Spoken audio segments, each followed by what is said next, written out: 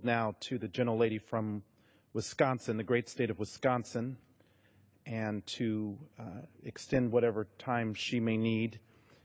Appreciate, again, her leadership, compassion, and dedication on so many issues, but particularly on bringing the voice and perspective of people who aren't always heard in this institution.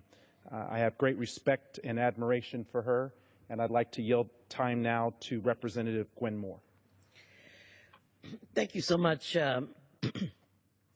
Mr. Horsford. I would first like to join my colleagues in grieving and celebrating the life of Michael Brown.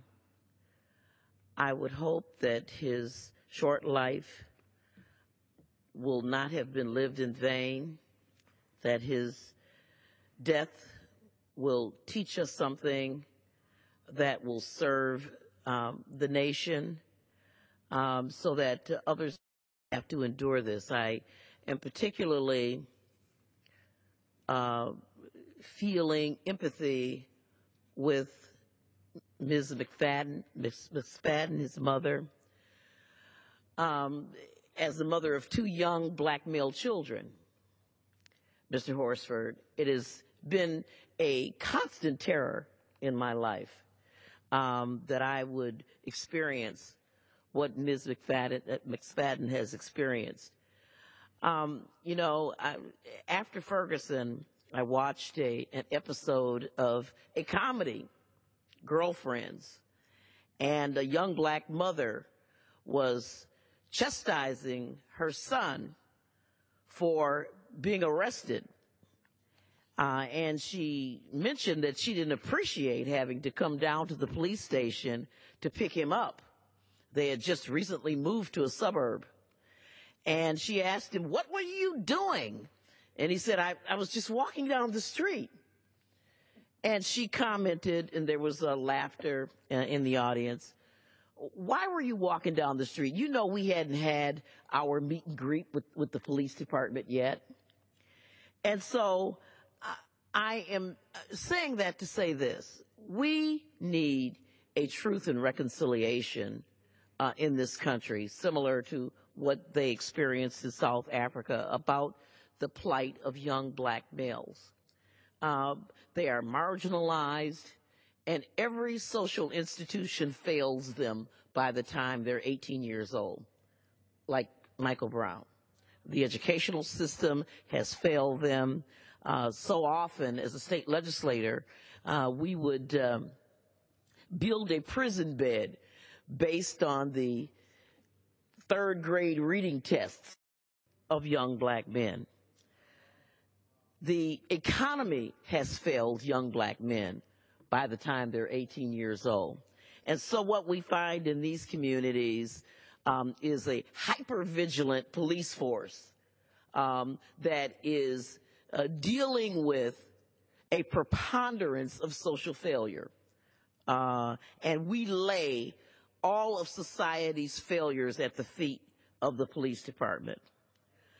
I do applaud you, Mr. Horsford, for the efforts you have made in this House. I'm a proud co-sponsor of your Universal Respect Act, which directs the President to do a comprehensive review of law enforcement policies across the country in order to eliminate procedures that result in racial profiling. I think that this is really a threshold toward that end of a reconciliation. And I've long been a supporter of ending Racial Profiling Act, which is has been offered by one of the deans of this House, Representative John Conyers, that makes it clear that law enforcement agencies cannot engage in racial profiling anywhere in the country. I do think that there are baby steps that we can take.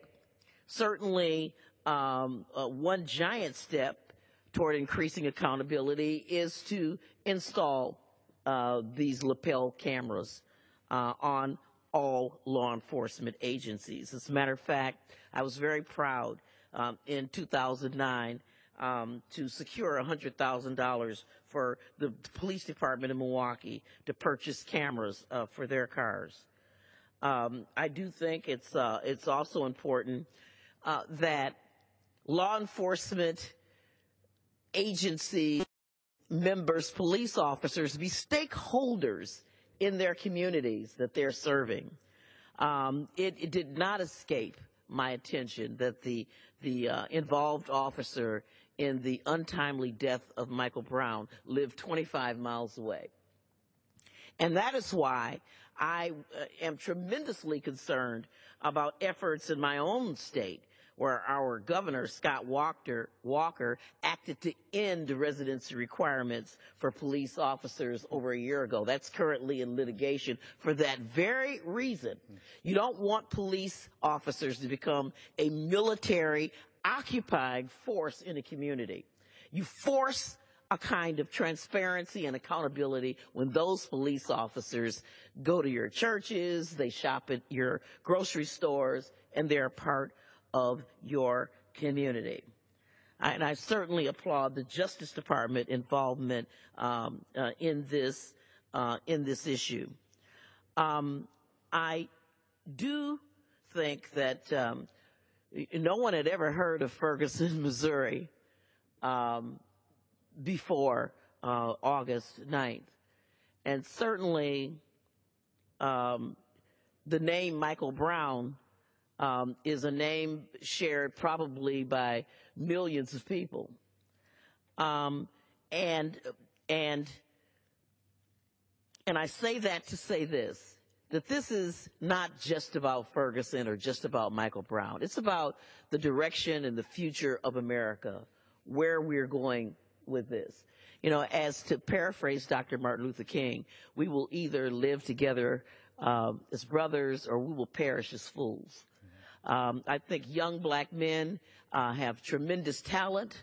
They have a lot to offer. The legacy of slavery has brought us to the point where seeing a 6'4" black man walking down the street in and of itself is a threat. And we need some truth and reconciliation around that issue. You know, may Michael Brown rest in peace, and may his life lift us to a greater understanding and reconciliation around this issue. And I yield back to you. Thank you so much for this special order. Thank you. I thank the gentlelady from Wisconsin, and thank you for your very compassionate remarks and the perspectives of so many people who are expecting this Congress to act. And we will take heed of your words and your recommendations. Mr. Speaker, I ask unanimous consent that all members have 5 legislative days in which to revise and extend their remarks and include extraneous material on the subject matter of this special order. Without objection. And may I inquire as to how much remaining time we have left?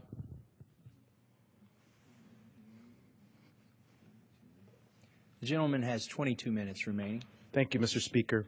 I'd like to also include for the record the fact that the UN Committee on the Elimination of Racial Discrimination recently issued a 14-page long scathing report on the United States' failure to fully comply with our obligations under the International Convention on the Elimination of All Forms of Racial Discrimination in numerous areas affecting racial and ethnic minorities. While the report commended the Obama administration for steps it has taken to combat racial discrimination, it highlighted the gaps, stated commitments, and the glaring reality of laws and practices that continue to discriminate against and disproportionately impact people of color and indigenous communities. I think it's rather important for this body to know, particularly tonight, because I know there will be some who will ask, why are they doing the special order on this topic? Why are they bringing attention to the need for reform? Well, whether it's in your local community, your state, or federally, we have an obligation to make sure that people are treated fairly and equally under the law. And where our laws or our practices fail to meet that standard, we have an obligation to change it. and for the United Nations to call into question the United States